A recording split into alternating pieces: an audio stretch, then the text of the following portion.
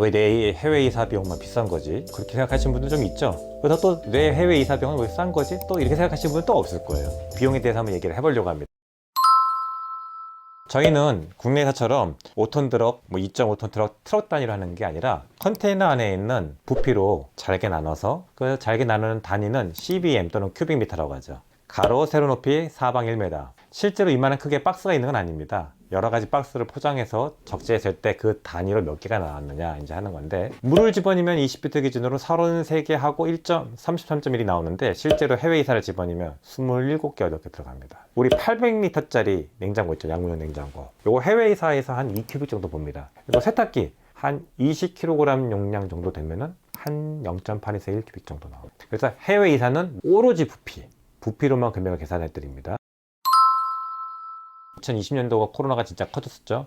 그때 이제 해상 운임이 오르기 시작하면서 이게 나라에 따라서는 10배까지 일단 부르면 1,000, 2,000씩 나갔죠, 해외이사가. 그래서 시기에 따라서 달라질 수가 있습니다. 근데 지금 제가 말했던 코로나나 IMF는 특이한 시기잖아요. 그럼 평상시에 언제가 싸고 비싸냐? 그런 게 있냐? 있습니다. 지금이 가장 쌉니다. 지금. 제가 녹화한 날짜가 5월 말이거든요. 일단은 해외 이사만 해당되는 게 아니라요, 일반적으로 이 해외로 나가는 물동량은 겨울과 여름이 가장 많습니다.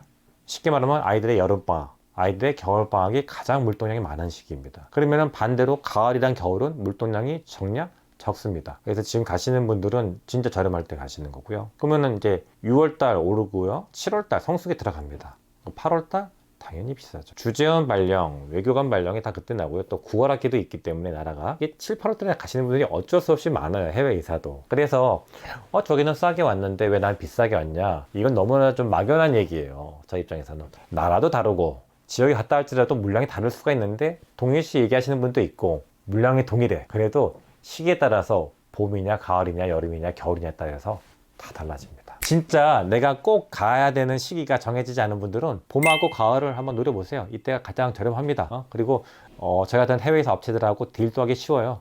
예를 들어서 이런 경우 있습니다. 7월 초 가셔야 돼. 그러면 좀 땡겨서 6월 중순 말에 하실 수 있으면 이때 하시는 게 좋고요. 또 겨울도 마찬가지예요. 12월 달부터 성수기 들어가니까 12월 초에 예상하셨던 분인데 한 11월 중순 말 이때 하시는 거 추천드려요. 이때 아직까지 비수기 끝이기 때문에 금액도 부담되지 않고 작업도 원활합니다. 그러면 고객분들도 충분한 서비스 느리고 비용도 비용대로 경쟁력 있게 받으실 수 있을 거니까 이런 시기를 좀 공략해 보시기 바랍니다.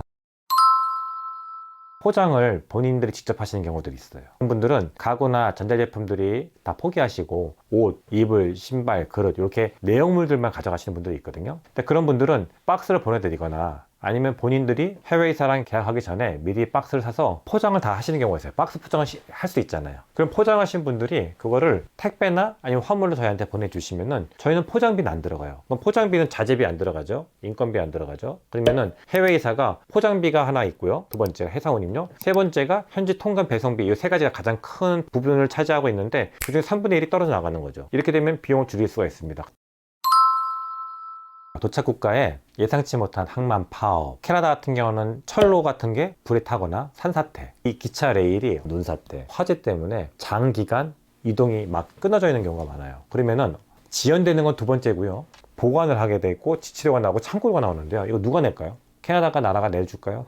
안 내요. 모두 고객한테 전담돼 결제를 해주셔야 돼요. 의외로 자주 있습니다, 캐나다는요. 이 잊을만 하면 나옵니다. 이 잊을만 하는 게 10년 단위가 아니고 몇 년마다 진짜 생겨요. 그래가지고 이 창고를 이런 게 진짜 운송비만큼 나온 경우도 있었기 때문에 좀 황당한 일이지만 이런 경우도 있을 수 있다. 그리고 LA만 해도 맞습니다. LA도 항만이 미국 게 아니에요. 각 나라마다 주인 다른데요. 이 파업합니다. 파업. 태업도 합니다. 태업. 시간별로 하는 경우도 있고 파업하는 경우도 있는데, 이렇게 되면은 배가 도착해도요, 배에서 내리기도 힘들 경우도 있고요, 배에서 내렸다 할지라도 다시 또 2차 창고로 이동이 불가합니다. 이럴 때는 이 비용 또 누가 낸다고요? 미국 정부가 내준다고요? 운송회사가? 절대.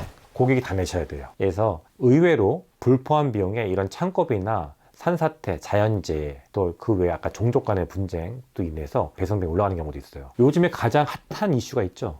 지금 후티 반군이랑 소말리아 애들, 얘가 어디를 잡고 있어요? 그 수에즈나 유럽 가는 게 다 수에즈를 못 지나가고 거꾸로 운명 겨자먹기로 남아공까지 내려가서 희망봉 보고 다시 찍고 올라가죠. 그러니까 기간이 엄청 늘어나죠. 기름값 늘어나고 운임에 전쟁 수당이 붙어요. 혹시나. 그래서 이게 다 적용이 됩니다. 우리나라 분들은 전쟁이라는 게 북한과의 관계에서만 전쟁을 생각하시는데 의외로 우리나라를 떠나고 나서는 전쟁이라는 게 일반화된 나라가 의외로 많습니다. 아프리카도 그렇고 남미도 그렇고 그 외 지역도 전쟁이 상시화된 나라가 많기 때문에 이 전쟁으로 인해서 이동비용이 이송비용이 올라가거나 또 지연되는 경우도 많이 있습니다. 그러니까 우리가 생각할 게 생각 많죠. 우리나라를 떠나서부터는 의외로 고려할 부분들이 꽤 많습니다. 내가 종족 간의 분쟁도 생각해야 돼 하겠지만 그런 경우 있습니다.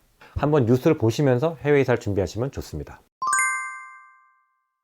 일단은 해외 이사는 부피로 한다. 봄, 여름, 가을, 겨울 시기에 따라서 운송비가 달라진다. 달러나 유로화, 엔화가 요동칠 때마다 환율에 따라서도 달라질 수 있습니다. 그러니까 요거 보시면 되고 내가 이사 가는 곳과 시기와 현지 상황, 뉴스 보시면서 해외에서 정하는 것도 좋은데 사실 이사라는 게 준비는 할 수 있지만은 정해져 있는 시기가 있거나 아니면 급하게 꼭 가야 되는 시기가 있다 보니까 제가 말씀드린 경우를 참고하시라고 할지라도 이거를 미리 준비하기 거의 어렵더라고요. 그러니까 좀 일찍 한 달 내지 2달 전에 업체 선정하시고 미리 컨설팅 받아보시고 준비하시고 물량 확인하시고 예상 비용 확보하시고 가볍게 내 이삿짐에도 적용해 보시면 좋을 것 같습니다. 감사합니다. 해외 이사 전문 이한이었습니다.